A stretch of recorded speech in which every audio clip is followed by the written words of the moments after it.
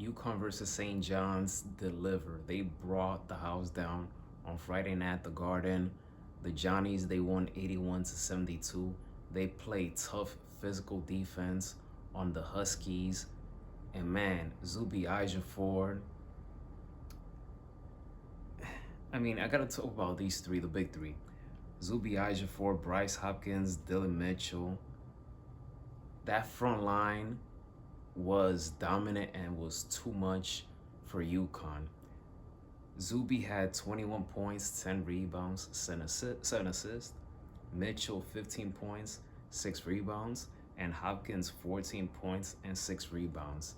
Dan Hurley, who's the head coach of UConn, he literally called them, they're grown men. He said that they're grown men.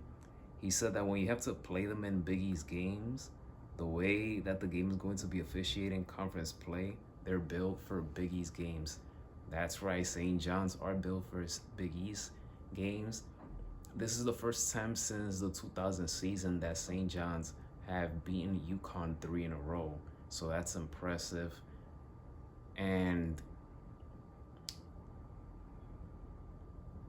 when you have a player like Silas DeMari Jr. from UConn, he played great. He had 18 points, but he also committed 9 turnovers, which was a killer for the Huskies in this game. This win gives Rick Pitino his 903 career wins in Division I, and that puts him tied in 3rd place with the great Roy Williams.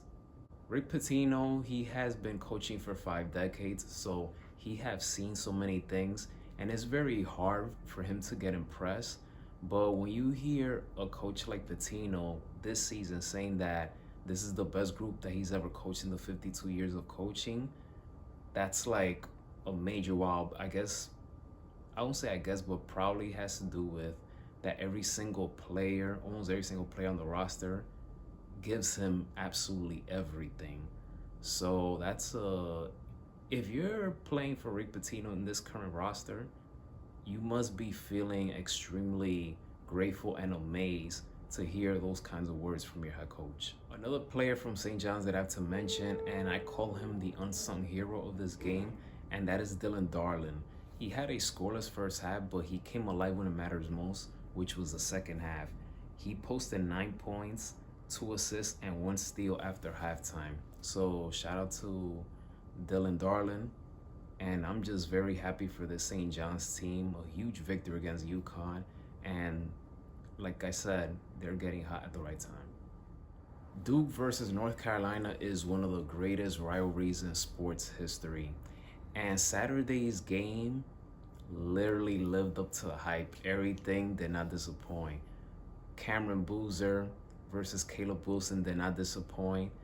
And what a way to end the game. Great playmaking, great pass by Derek Dixon to Seth Trimble. Seth Trimble hitting the game-winning jump shot from the corner. The crowd went crazy. Everyone went crazy. As a North Carolina Tar Heel fan, as a St. John's fan, this was a great weekend for me. But what an incredible comeback by North Carolina. They trailed by 13 in this game. Duke got off to a fast start in the first half.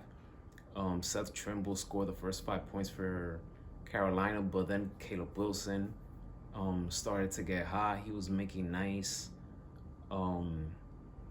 moves, nice footwork moves, played great defense as well. He had a great night. Henry Vasar, who went scoreless in the first half, he came alive in the second half. He made a big 3-pointer to tie the game with the last 2 minutes of the second half. He finished with his 13 double-double. Cameron Boozer recorded his 12th double-double. He was aggressive.